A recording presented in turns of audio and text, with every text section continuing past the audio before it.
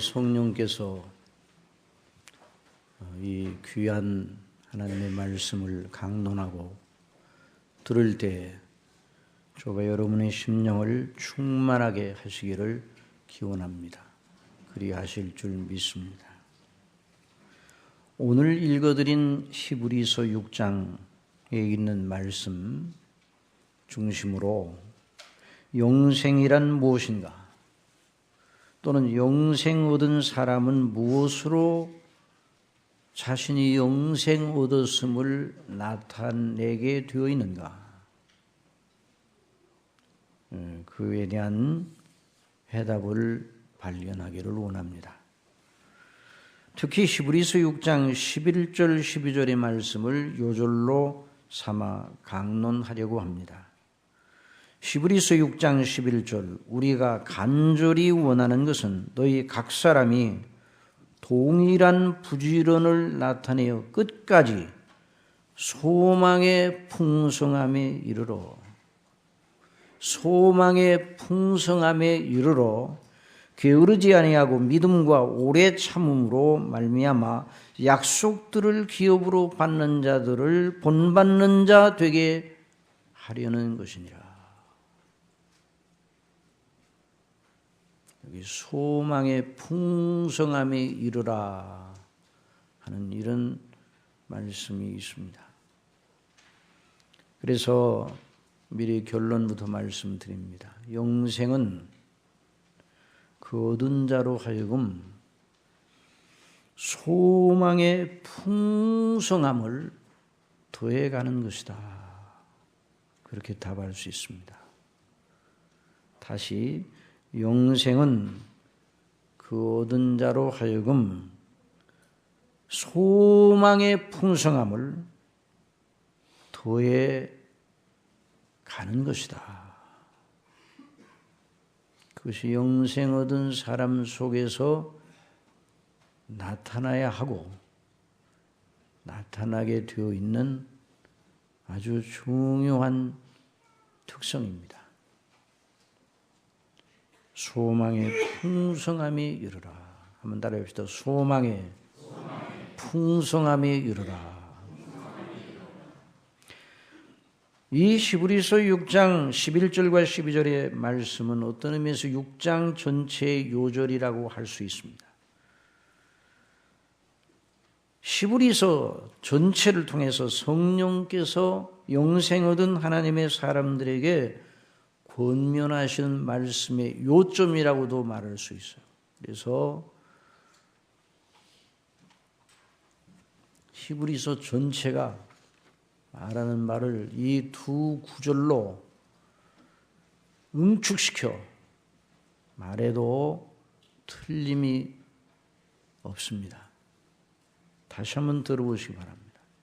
우리가 간절히 원하는 것은 너희 각 사람이 동일한 부지런을 나타내어 끝까지 소망의 풍성함이 이르러 게으르지 아니하고 믿음과 오래 참음으로 말미암아 약속들을 기업으로 받는 자들을 본받는 자 되게 하려는 것이라.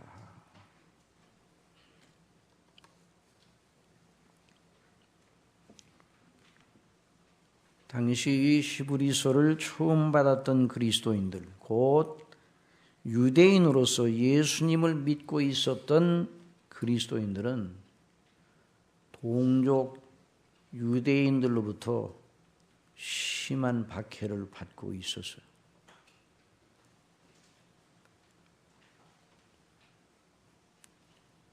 그런 그리스도인들에게 보내진 편지가 바로 히브리서입니다. 여러분, 이방인이든 유대인이든 예수님을 믿는 이들은 당시 다 박해를 받고 있었어요. 박해 시대였어요. 오늘날은 예수 그리스도를 믿는 사람들이 처음 예수님을 믿을 때 그 가문과 그 가정에서 처음 예수님을 믿는다고 할 때 그런 박해가 없는가? 여전히 눈에 보이지 않는 그런 박해와 소외와 눈에 보이지 않는 참기 어려운 그런 압박이 여전히 가해지고 있다는 것을 우리는 알고 있습니다. 아니, 지금도 지구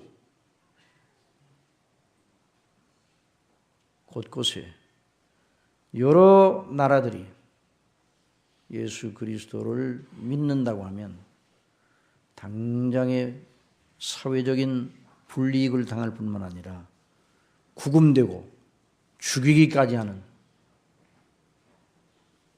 그런 데가 있다는 것을 우리는 알고 있습니다.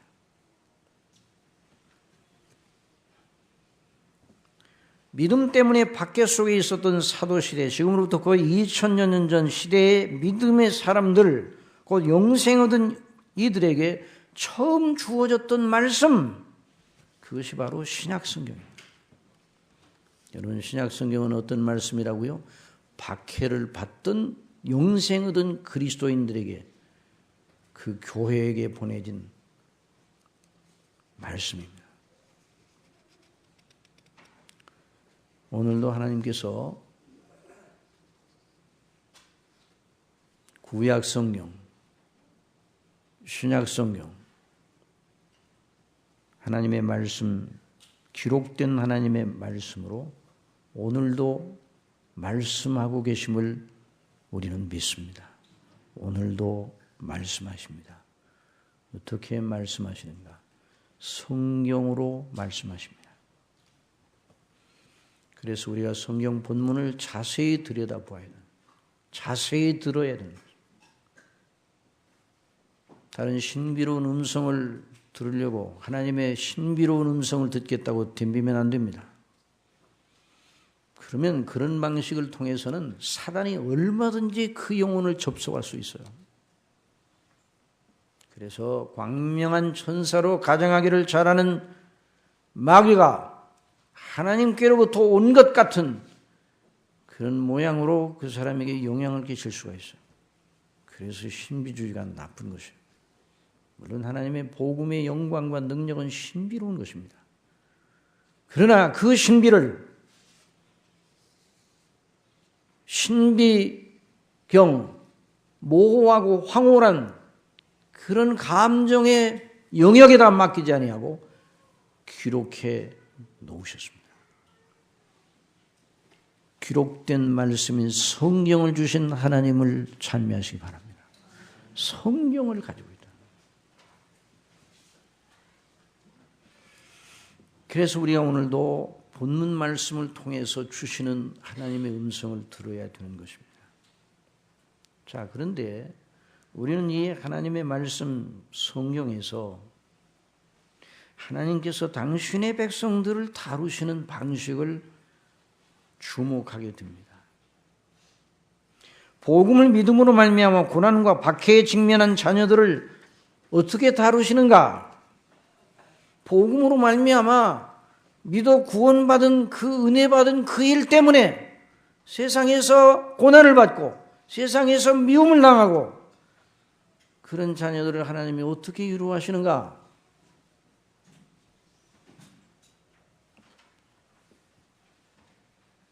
복음 아닌 다른 것으로 위로하시는가?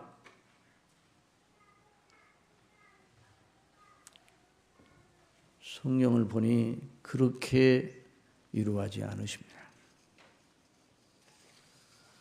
복음을 더 집중하게 하는 방식으로 위로하십니다. 여러분, 복음 안에 서 있는 사람을 위로하시는 하나님의 방식은 어떠하다고요? 복음을 더 집중하게 하시는 방식입니다.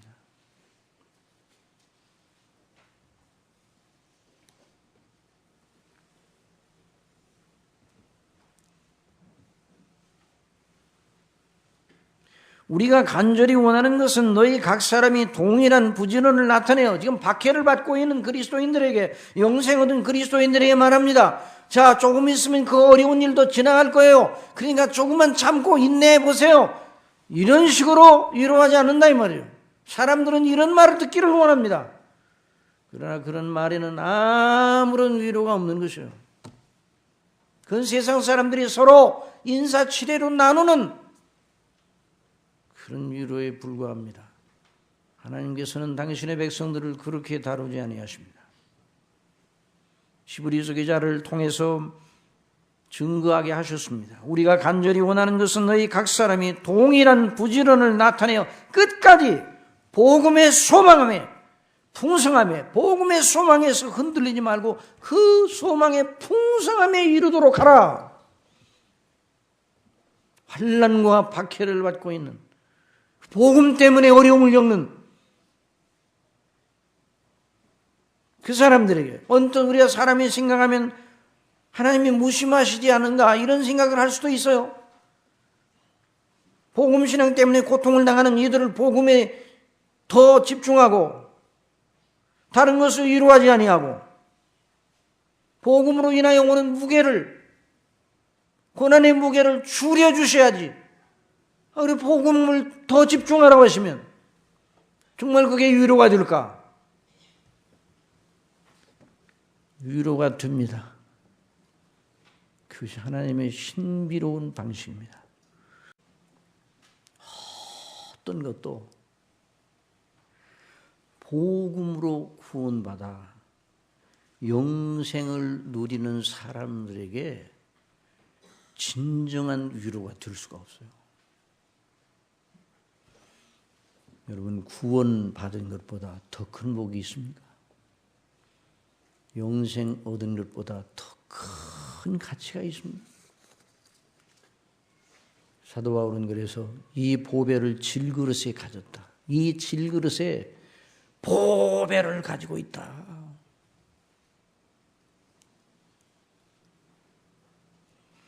복음을 믿어 구원받은 자들, 영생 얻은 자들을 위로한다고 다른 것으로 위로하더라도 성에 차지 않습니다.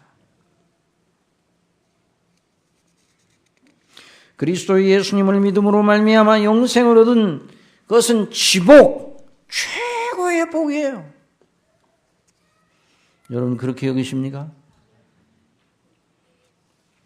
만일 여러분으로 하여금 복음 말고 다른 것으로 더 큰 행복감을 느끼는 것이 있다고 그러면 딱 멈춰야 됩니다. 그 잘못하고 있는 것이에요. 빗나가 있는 것입니다.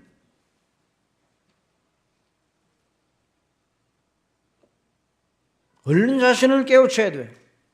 벌써 믿음의 정로를 벗어나 있는 것입니다. 이 세상이나 오는 세상에서 사람을 진정 복되게 하고 영원롭게 할 것이 복음 말고 뭐가 있겠어요? 그래서 저와 여러분이 무슨 일로 인하여 괴롭고, 무슨 일로 인하여 압박을 당하고, 무슨 일로 인하여 마음에 여러 가지 상처가 있다 그러면 그걸 어떤 방식으로 치료하는가? 예수 그리스도를 믿지 아니하는 사람들은 다른 방식으로 치료합니다. 다른 연고로 발라요. 마음을 다른 연고로 발라요. 그러나 그리스도 안에 있는 사람들은 십자가의 피의 효력으로 바르시기 바랍니다. 성령께서 역사하시는 그리스도의 복음의 영광, 나를 사랑하셔서 독생자 예수 그리스도로 말미암아 나를 구원하셔서 자녀 삼으신 그 놀라우신 십자가의 대속의 사랑을 늘 집중하게 되면 우리를 찌르는 아픔의 강도가 사그러듭니다.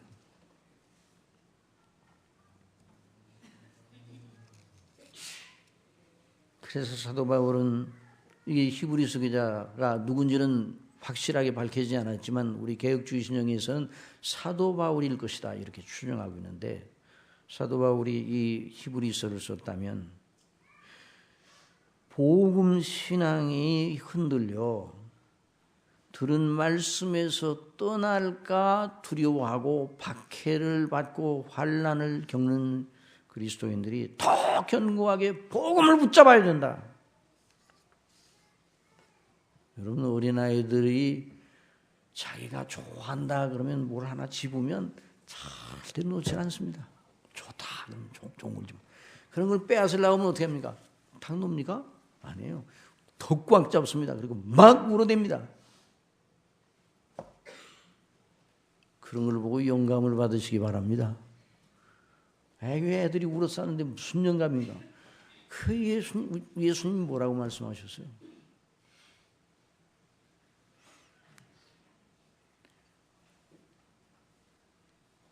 진실로 너에게 이르노니 누구든지 하나님의 나라를 어린아이와 같이 받들지 않는 자는 결단코 들어가지 못하리라 말씀하셨어요. 어린아이가 귀한 것이 있잖아요. 자기가 귀하다 여기는 게 있잖아요. 절대로 안 놓습니다. 빼앗으려고 하면 막 울고 더 꽉 줍니다. 복음의 놀라운 은혜를 받고 영생 얻은 그 믿음 때문에 고난과 박해가 오면 복음에 대한 생각을 옅게 하는 것이 아니라 더 강화시키라는 말입니다. 그래서 히브리서 기자가 히브리서 2장 1절에서 말이죠. 그러므로 모든 들은 것을 우리가 더욱 간절히 사랑할지니 혹 흘러 떠내려갈까 조심하라. 염려하노라. 천사들로 하신 말씀이 견고하게 되어 모든 범죄함과 순종치 아니함이 공변된 보응을 받았거든 우리가 이같이 큰 구원을 등한히 여기면 어찌 피하려. 그 히브리서에는 무서운 경고가 있어요. 위협이 있어요. 한마디로 말해서 예수님 믿다가 예수님 믿는 줄을 놓고 다시 세상으로 돌아가면 다시 회개케 할 수 없다. 한 번 하늘에 신령한 것을 맛보고 내세의 능력을 맛보고 복음의 은혜의 영광을 알고 그 사람이 복음줄을 놓고 세상으로 돌아가면 그 사람을 다시 새롭게 할 수 없다. 꽉 붙잡으라는 거죠. 우리가 이같이 큰 구원을 등한히 여기면 어찌 피하리요. 예나 지금이나 언제 어느 시대든지 하나님의 사람들은 고난과 박해 속에서 성령의 가르치심과 능력 주심을 따라 인내하여 복음적인 소망의 인내를 견지하였습니다. 한 번 더 해보세요. 소망의 인내. 복음의 소망의 인내. 그래서 잠깐 여기 이 부분에서 복음적인 인내와 일반 도덕에서 말하는 인내의 차이가 무엇인가를 잠깐 말씀드립니다. 조나단 에드워드 방식대로라면 이런 경우에 이렇게 말할 겁니다. 복음적인 인내와 율법적인 인내.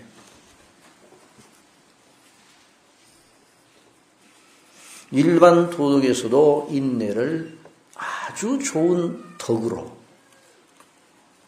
여기고 가르치고 있습니다. 그렇게 가르치는 것은 나쁜 일이 아닙니다. 그건 좋은 일이에요. 그래서 인내심을 키우라고 가르칩니다. 그래서 인내하는 그런 프로그램도 있습니다. 극기훈련이라는 것도 있습니다. 이런 것이 전혀 무익한 것이라고 말할 수는 없을 것입니다. 유익이 없지 않아 있습니다. 그러나 그 인내는 사람을 근본적으로 바꾸지 못합니다. 그러나 복음적인 인내는 그런 극지훈련과 같은 도덕적, 인격 도야를 위한 인내가 아니에요.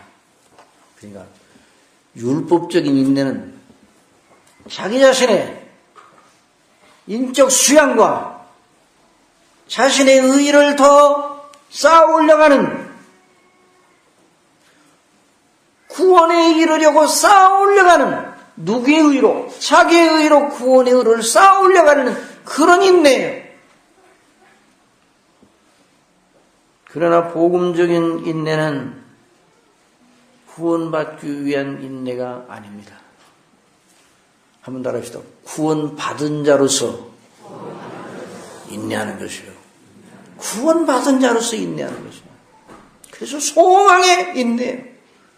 소망을 가진 자로서 인내해요. 이미 구원받아 영생 얻은 하나님의 자녀로서 하나님 아버지께서 원하시는 그리스도의 형상을 본받게 하기 원하시는 그 놀라우신 목적과 뜻을 바라보고 나아가는 인내입니다. 하나님과 그리스도를 믿고 알고 하나님과 화평을 이루게 새 생명을 가진 자로서 이미 새 생명에 들어간 자로 새로운 피조물로서 견뎌내는 인내입니다. 그러니까 율법적인 인내와 전혀 차원이 다른 거예요. 율법적인 인내는 십자가 이전의 인내예요. 복음적인 인내는 십자가 이후의 인내예요. 율법적인 인내는 혼자 인내하는 거예요. 누구랑 인내한다고요? 혼자 인내하는 거예요. 혼자 인내하는 거예요. 혼자. 그러나 복음적인 인내는 성삼위 하나님과의 관계 속에, 하나님과 함께 하심 속에, 은혜 가운데서 그 하나님의 능력 주심, 성령님의 감동하심, 그리스도께서 이겨놓은 싸움을, 그리스도께 이겨놓은 그 놀라운 근거를 그 터전 위에서 인내하는 것입니다.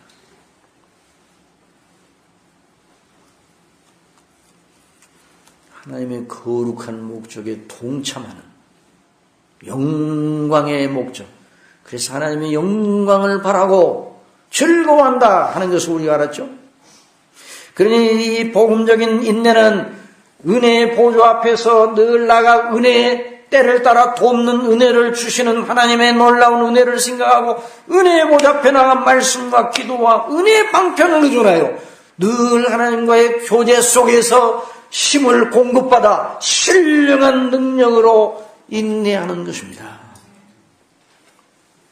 그러니 복음적인 인내는 어쩔 수 없이 체념어리게 힘을 삼키며 참고 인정하고 묵종하고 그저 하는 수 없이 마지못해 따라가는 이런 인내가 아니에요. 이건 율법적인 인내예요. 일반 도덕이 가르치는 인내예요. 그러나 복음적인 인내는 성령께서 은혜로 주시는 기쁨이 함께하는 인내입니다. 그래서 성령의 기쁨으로라는 말씀이 있어요. 한번 다르세요. 성령의 기쁨으로. 성령께서 주시는 기쁨 가운데서 그 말이에요.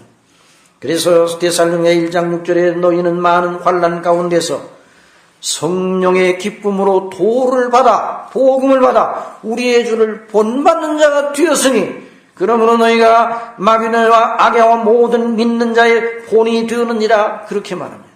일반 도덕에서 말하는 인내는 그냥 인격 도야예요. 그러나 복음적인 인내는 소망, 그리스도의 영상을 본받아 가려는 하나님의 세우신 거룩한 목적에 따라 그 은혜를 힘입어 나아가는 그런 소망을 견지하고 소망에 비추어 인내하는 것입니다. 로마서 5장 1절 그러므로 우리가 믿음으로 의롭다 하심을 얻었은즉 우리 주 예수 그리스도로 말미암아 하나님으로 더불어 화평을 누리자. 또한 그로 말미암아 우리가 믿음으로써 있는 이 은혜에 들어감을 얻었으며 하나님의 영광을 바라고 즐거워하느니라. 하나님의 영광의 소망을 인하여 즐거워한다는 말씀입니다. 다만 이뿐 아니라 우리가 환난 중에도 즐거워하나니 이는 환난은 인내는 연단을 소망을 이루는 줄 알미로다. 그래서 히브리서 기자를 통하여 복음의 믿음 때문에 고난 겪는 히브리 그리스도인들에게 성령께서 그렇게 말씀하신 것입니다. 우리가 간절히 원하는 것은 너희 각 사람이 동일한 부지런을 나타내어 끝까지 소망의 풍성함이 이르라. 그러니까 가만히 우리는 아무것도 안 하고 하나님이 다 알아서 해주시니까 가만히 열중셔 그저 동작 안 하고 가만히 정지된 상태, 그걸 말하는 것이 아니라 소망의 풍성함이 이르도록 애를 쓰라 그 말이에요.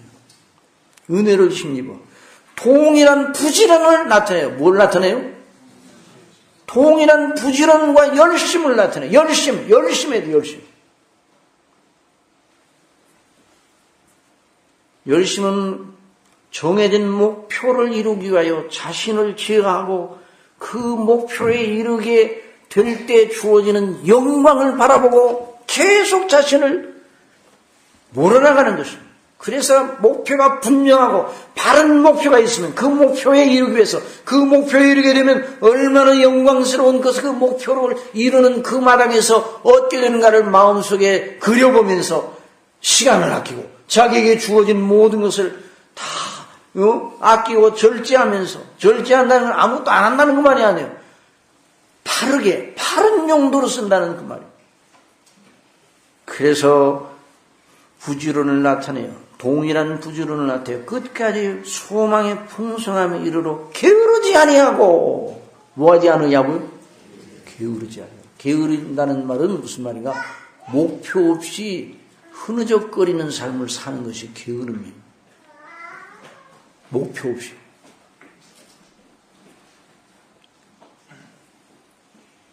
목표가 없어요. 시간이 가도 그 시간이 얼마나 아까워요. 목표 없어요. 어슬렁. 목표 없어요. 집중하는 것이 없어요. 집중한다고 할지는 엉뚱한 일에 집중하죠. 그게 다 게으름이에요. 정한 하나님이 주신 저와 여러분을 향하여 주신 목표가 있습니까? 없습니까? 한번 더 하시죠. 영생 얻은 자들은 더 이상 다른 목표가 없다. 그리스도의 형상을 본받기 위한 그게 아버지의 우리에게 주신 목적이에요. 우리를 향하신 거대한 목적이에요. 아버지의 나라의 영광. 그래서 아버지의 나라 자녀로서 아버지의 나라의 백성으로 영원토록 그 기업을 물려받기에 합당한 품격을 갖추기 위해서 우리로 하여금 하나님의 성품에 참여하게 해주신 그 목표를 향하여 나아가야 된다. 그것이 바로 영화의 목표예요. 물론 영화의 목표에 이르는 것은 우리 자신의 힘만으로는 안 되죠. 아까 말씀드린 것처럼 이 인내, 이 성화적 우리 하나님의 거룩하신 은혜를 따라서 나아가는 그 성화적 그 인내. 그러니까 믿음 생활이 흐느적거리는 믿음 생활은 그건 합당치 못한 거예요. 그러니까 이 풍성함에 이르라 하는 이 말은 아주 거기에 굉장히 목표의식이 분명하고 자기 자신을 온전히 몰아가는 이런 그래서 사도 바울이 위에서 부르신 부름의 상을 위해서 표대를 향하여 그리스도 안에서 위에서 부르신 부름의 상 하나님이 위에서 부르신 부름의 상을 위하여 표대를 향하여 달려간다 그랬어요. 달려간다. 운동장에서 달려가는 선수들을 우리가 보잖아요. 목표를 휘니스 라인을 향해서 달려가잖아요. 달려가는 선수들이 응원석에 누가 나를 응원하는가 그거 흘끔흘끔 쳐다보면서 가면 그 사람은 절대 탈락이에요. 상 못 받아요. 목표를 향해서. 그러니까 소망의 풍성함이 이르르라 하는 이 말은 소망의 확신이 더 커지게 하라 그 말입니다. 어떻게 하라고요? 소망의 확신이 더 증대되게 하라 이 말이에요.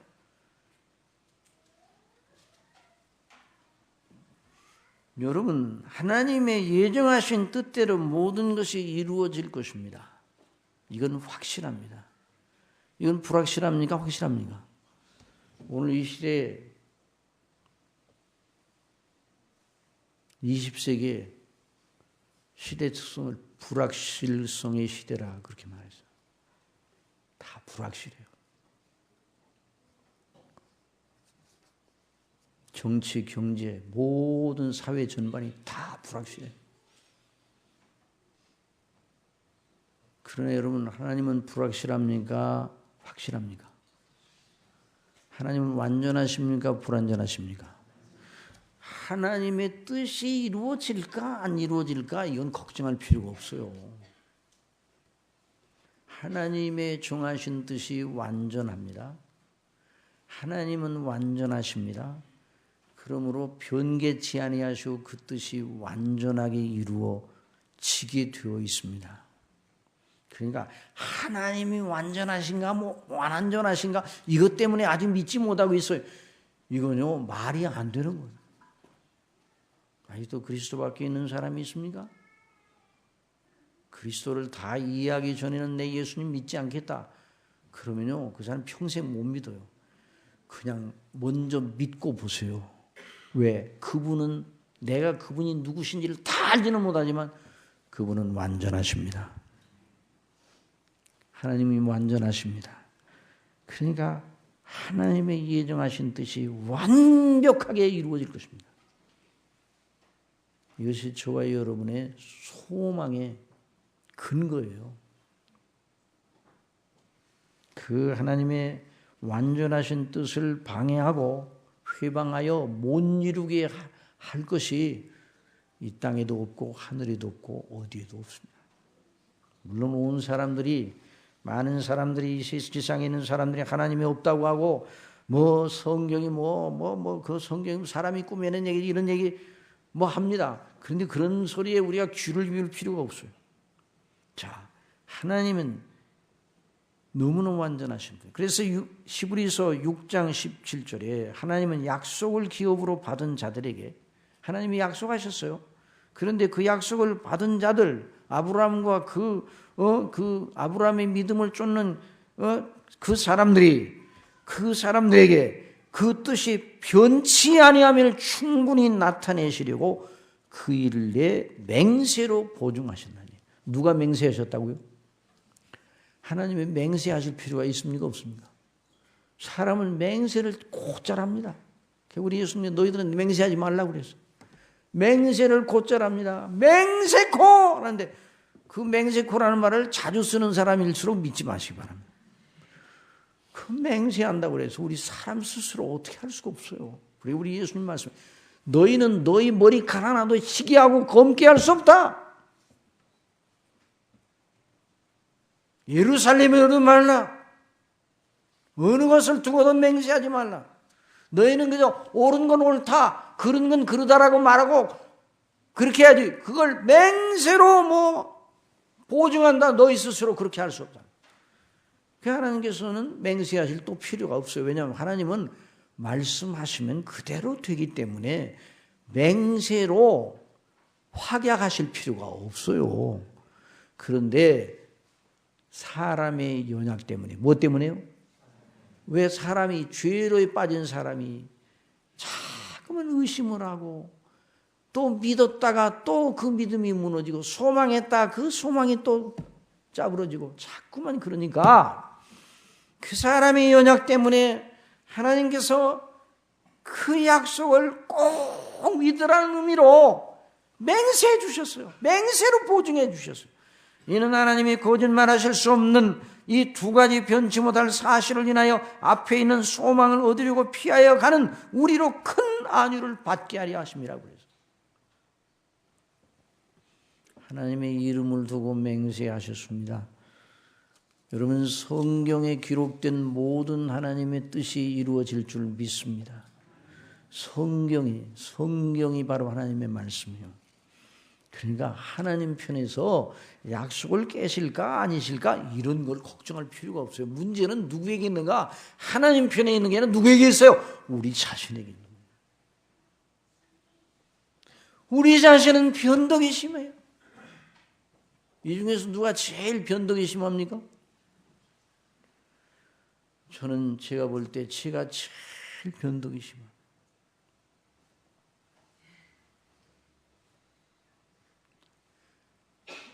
각자 하나님 앞에 우리가 얼마나 죄성을 가지고 있는지를 알기 때문에 금방 옳은 것을 붙잡았다가도 금방 그 붙잡는 힘이 약해지는 거예요. 소망을 견지했다가도 그 소망을 끝까지 붙들 수가 없어요. 우리 자신의 힘으로는. 그래 우리 자신이 연약하죠. 진리의 눈을 떠서 바르게 보아야 하는데 보았다 하면 또 눈을 감아요. 이게 인생. 어떤 분은 그렇게 생각할 수 있어요. 아니, 중심교회는 맨날 가서 들어도 그 소리가 그 소리고, 예수님이 우리 위해 십자가를 지셔서 그 피로 우리를 구원하셔서 하나님이 우리를 그렇게 사랑하셨다는 그것이 요점인데 어떤 말씀을 들어도 그 말씀을 하는데 그렇게 우리가 들어야 할 필요가 있는가?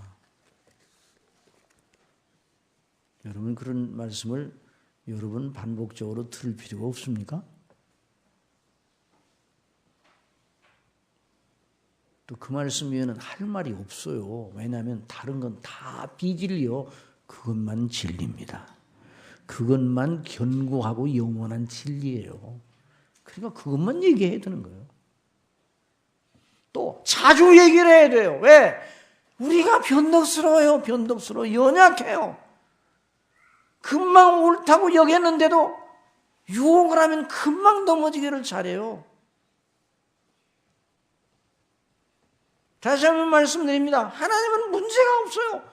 저와 여러분이 문제예요. 누가 문제라고요? 각자 누가 문제라고요? 내가 문제예요. 내가. 그래서 하나님께서 성령께서 우리 속에 와 계셔서 믿음, 소망, 사랑 그것이 떨어지지 않도록 달마다 속에 우리 속에서 공급해 주시는 거예요. 전기 스위치로 딱 내리면 불이 금방 꺼지잖아요. 성령께서 저와 여러분의 심령 속에 역사하시는 걸 멈추시면 저와 여러분의 믿음도 당장에 관성의 법칙이 없어요. 믿음에는 당장에 불신앙자로 떨어지게 돼 있어요.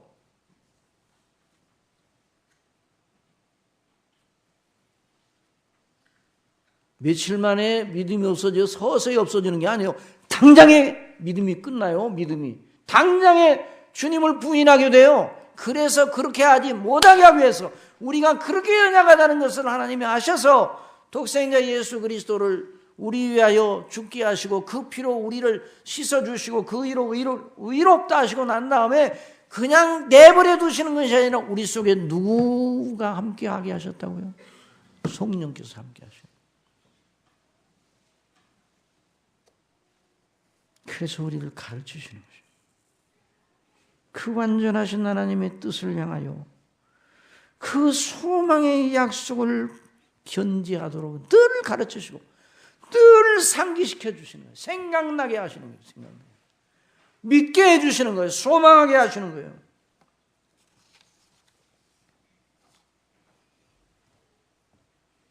그래서 사도 바울이 우리가 간절히 원하는 것은 너희 각 사람이 동일한 부지런을 나타내어 끝까지 소망의 풍성함에 이루고 게으르지 말라 그렇게 말씀을 하고 있는 거예요. 그러면 여기 소망은 다시 한번 이 소망은 무엇인가? 자, 여기서 말하는 소망이 지금은 힘드나 조금 있으면 하나님께서 은혜를 주셔 그 고통에서 벗어나게 해 주실 때가 온다. 그런 소망이에요. 내가 소원하는 날이 있을 것이다. 이런 소망감으로 자기를 부추기라는 말이에요. 오늘날 너무 현대의 그리스도인들이 자기 중심이야. 자기 세계 속에다가 새로운 기독교를 건설해요. 이건 장난감 가지고 어린아이들이 장난치는 거나 마찬가지예요.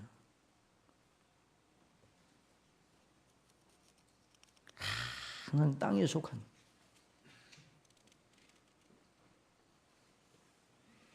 성령께서 우리를 거듭나게 하셔 회개하고 그리스도를 믿게 하셔 구원에 이르게 하셨는데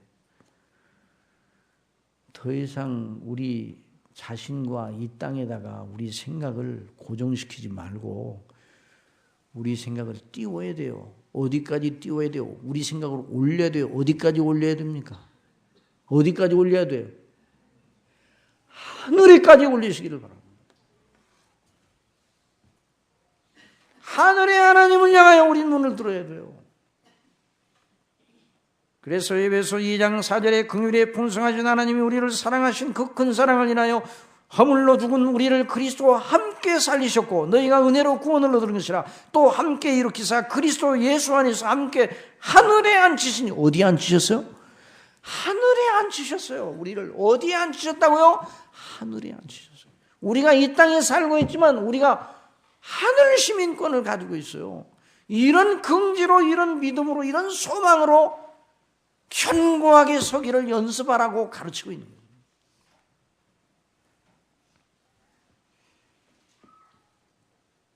그래서 골로새서 3장 1절에 이렇게 말씀하셨습니다. 그러므로 너희가 그리스도와 함께 다시 살리심을 받았으면 따라하세요. 위의 것을 찾으라. 거기는 그리스도께서 하나님 우편에 앉아 계시느니라. 거기는 어디예요? 거기는 어디예요? 거기가 어디예요? 하늘이에요. 하늘이에요. 하늘의 아버지의 보좌예요. 거기 하늘 아버지의 보좌 우편에 우리 주 예수 그리스도께서 앉아 계신다.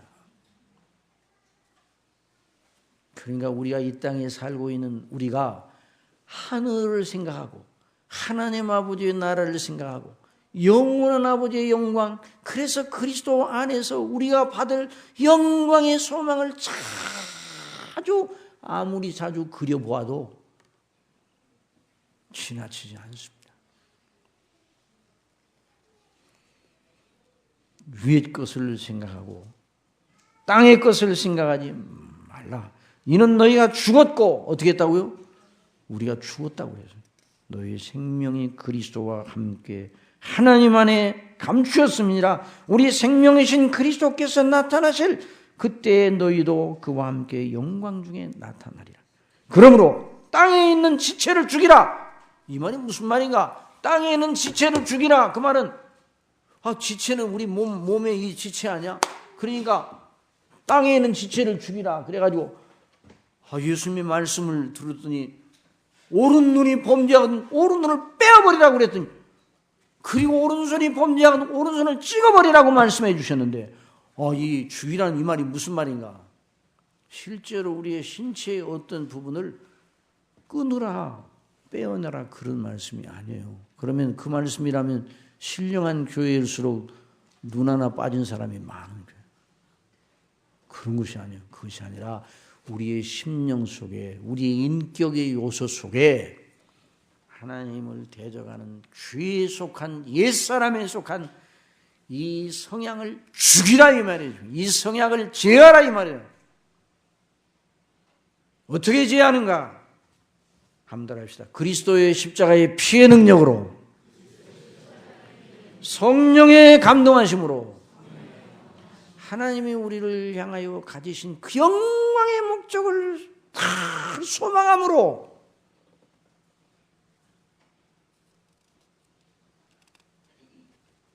그걸 죽일 수가 있는 거예요.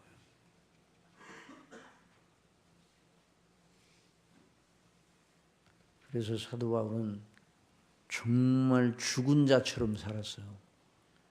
그러나 사도 바울이 가장 영광스러운 영생의 능력을 맛보면서 살았습니다. 사도 바울은 이렇게 말하였습니다.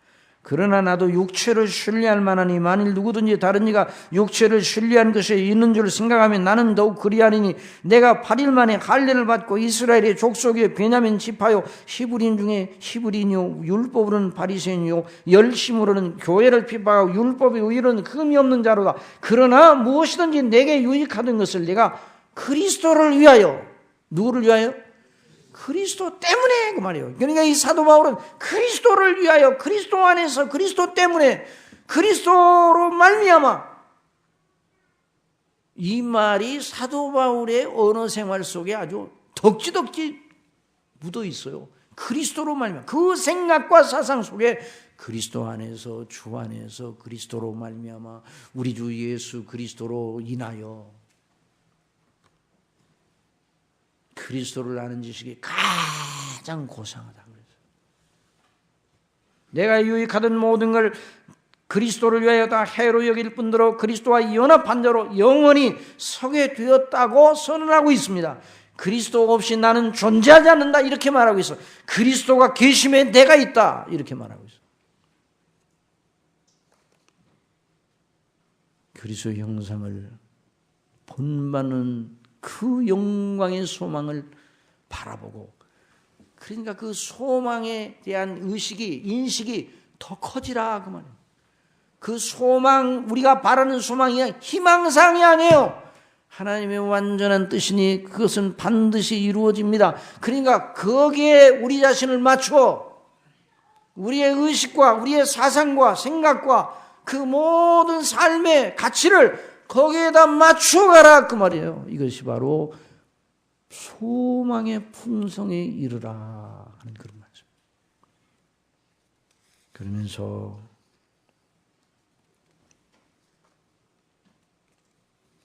그 영광의 소망을 견지했던 구약의 백성들을 소개하는데, 자 거기 있는 말씀 봅시다. 자 6장 12절 말씀, 게으르지 아니하고 믿음과 오래 참음으로 말미암아 약속들을 기업으로 받는 자들을 본받는 자 되게 하리라. 구약 백성들, 특별히 아브라함에 대해서. 여러분 아브라함은 70세가 될 때까지 다른 사람과 다름이 없는 일반적인 삶을 살았을 것으로 봅니다. 그 아버지가 데라였는데 데라는 우상을 만들어 판 사람이었을 것이다. 이렇게 성경을 통해서 우리가 결론을 내릴 수가 있어요. 우상을 판 값으로 생활해요. 상당히 그 돈벌이가 좋았는가 봐요. 그 우상을 만들어가지고. 그런데 하나님께서 아브라함을 부르셨어요. 어느 날 부르셨어요. 청년 아브라함을 부르신 게 아니에요. 물론 아브라함이 175세까지 살았으니까 현재 나이로 계산하면 글쎄 어떻게 말할까요? 40대 중반이라고 할까? 그러나 하여튼 그 당시 70세도 많은 나이였어요. 여호와께서 아브라함에게 이르시되 너는 너의 본토 친척 아비집을 떠나 내가 네가 지시할 땅으로 가라. 내가 너로 큰 민족을 이루고 네게 복을 주어 네 이름을 창대케 하리니 너는 복의 근원이 될지라. 너를 축복하는 자에는 내가 복을 내리고 너를 저주하는 자에는 내가 저주하니 땅의 모든 족속이 너를 인하여 복을 얻으리라. 난데없는 이런 하나님의 부르심과 약속을 받았어요. 아브라함이 소원한 것도 아니에요. 그렇게 해달라고 하나님 앞에 간청한 것도 아니에요. 하나님의 주권적인 뜻으로 아브라함에게 약속해 주셨어요. 그리고 아브라함은 그 약속의 소망을 붙들고 그 말씀을 따라 갔습니다. 한번 합시다. 아브라함이 여호와의 말씀을 쫓아갔고. 이 대목이 영광스러운 대목이에요. 아브라함의 삶이 아브라함의 존재가 영 달라지는, 아브라함이 뒤집힌 사람이에요. 뒤집혀 사람이. 그게 뭔가, 그 사람이 어떻게 뒤집혔는가? 하나님의 말씀을 쫓아갔고 하나님의 약속을 따라서 소망을 붙들고 남은 생애 전체를 살아갔다는 말입니다. 아브라함에게 주신 약속에, 저와 여러분이 아브라함에게 주신 약속을 받으면 좋겠어요? 안 좋겠어요? 저와 여러분이 받은 복이 더 큽니까? 아브라함이 받은 복이 더 큽니까? 예? 아브라함이 받은 복이, 아브라함은 엄청난 땅을 받았어요. 하늘의 별처럼 많은 자손들을 약속을 했어요. 여러분이 아브라함만큼 땅 많아요? 여러분 자손이 아브라함 자손만큼 많아요? 그런데 아브라함의 복이 누구의 복이라고요? 저와 여러분의 복인 줄 믿으시기 바랍니다. 저와 여러분의 복이에요. 왜? 아브라함이 주신 복의 약속은 누구에 관한 약속이에요? 그리스도에 관한 약속. 우리 구주 그리스도로 말미암아 주실 구원과 하나님의 나라와 영원한 하나님 나라의 영광에 들어가게 될, 지옥까지 아니하고 천국에서 영원토록 하나님의 영광을 누리는 그런 복을 약속을 하신 거예요. 그러니까 아브라함이 받은 복이 저와 여러분이 받은 바로 그 복이에요. 제가 이런 질문을 받았습니다.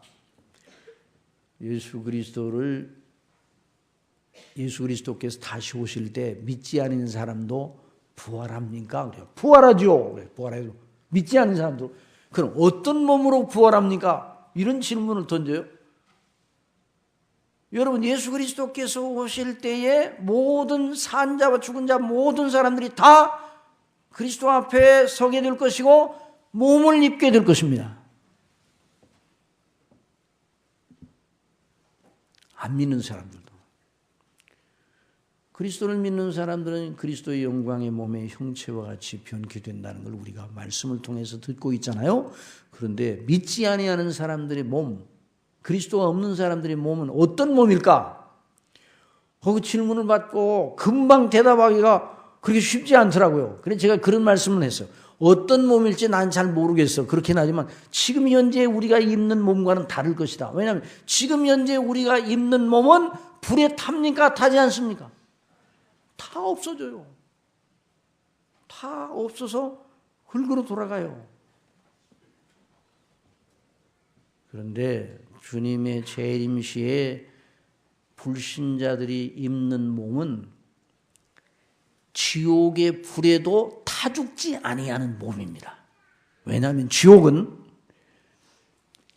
지옥에 들어간 그 구더기 한 마리도 타서 없어지지 아니한다고 그랬어요. 그러니까 지옥에 들어가는데 몸과 영혼이 지옥에 멸하신다고 그래요. 몸과 영혼을.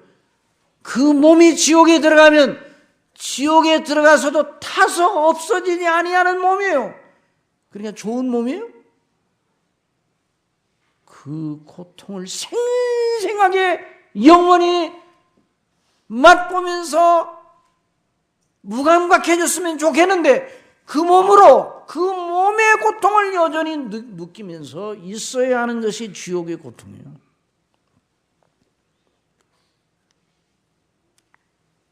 그리스도를 믿는 사람들은 그리스도의 영광의 몸에 신령한 몸의 형체와 같이 변케 될 것입니다. 여러분 이걸 생각하게 되면 우리가 예수님 믿고 구원받았다는 것이 너무 놀라운 거예요. 그러니까 예수님 믿는 것과 안 믿는 것과의 차이를 이 세상의 어떤 것을 가지고도 대비시킬 수가 없어요. 표현할 수가 없어요. 여러분 이걸 생각하면 우리가 얼마나 그리스도로 말미암아 기뻐하고 소망의 영광으로 인하여 감사하고 우리가 받은 구원의 은혜로 인하여 늘 하나님 앞에 찬미하고 감사해야 되는지. 성령께서 저와 여러분을 가르쳐 주시기를 바랍니다. 영광의 풍성, 하나님의 영광에 이르는 그 놀라운 약속, 그리스도의 형상을 본받아 영원토록 아버지의 나라에서 영광을 돌리는 그 거룩한 소망을 바라보고 그런 복음의 비밀의 영광에 점점 더 알아가는 이런 풍성함에 이르는 이런 은혜를 베풀어 주시기를 바랍니다.